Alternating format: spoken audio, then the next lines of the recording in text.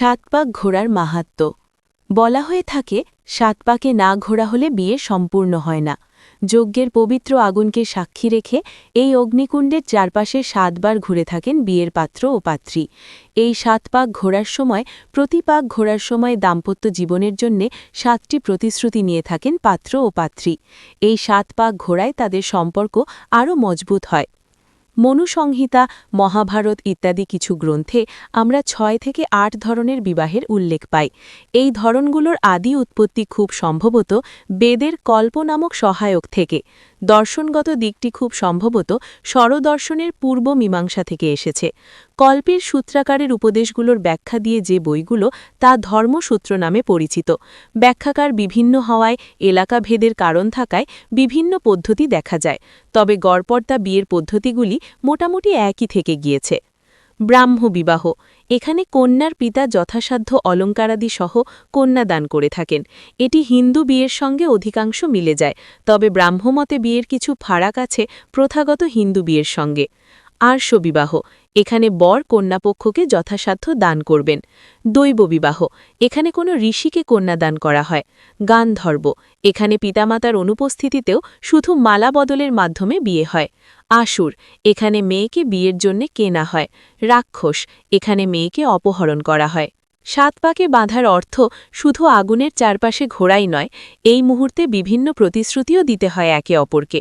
সপ্তপদী অর্থাৎ একসঙ্গে ৭ পাকে বাঁধা পড়ার সময় যা বলা হয় তা হল: প্রথম চরণ ওং ঈশে একপদী ভব সা মাম নুব্রতা, অর্থাৎ প্রথম চরণ ফেলো, তুমি আমার অনুবর্তিনী হও।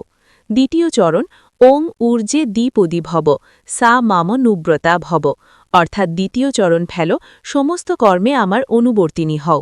তৃতীয় চরণ ওম রায়স পোষায় ত্রিপদী ভব সা মাম নুব্রতা ভব, অর্থাৎ ধনপুষ্টির জন্যে তৃতীয় চরণ ফেলো এবং তুমি আমার অনুবর্তিনী হও।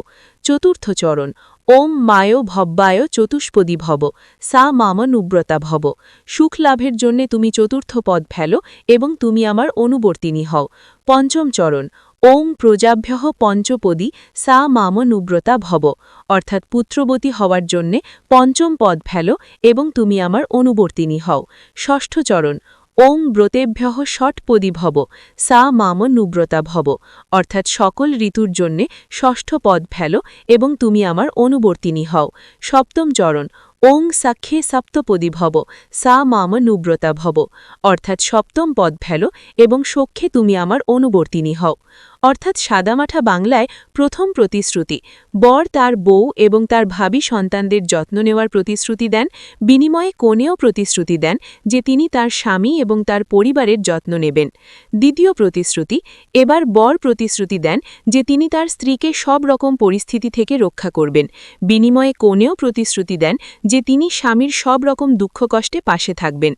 তৃতীয় প্রতিশ্রুতি, এবার বর প্রতিশ্রুতি দেন যে তিনি তার পরিবারের জন্য রোজগার করবেন এবং তাদের দেখভাল করবেন। একই প্রতিশ্রুতি এবার কনেও করেন। চতুর্থ প্রতিশ্রুতি, স্ত্রীর হাতে তার পরিবারের সমস্ত দায়িত্ব তুলে দেওয়া এবং একই সঙ্গে স্ত্রীর সমস্ত মতামতকে গুরুত্ব দেওয়ার প্রতিশ্রুতি দেন বর। স্ত্রী তার সমস্ত দায়িত্ব ঠিকভাবে পালন করার প্রতিশ্রুতি দেন।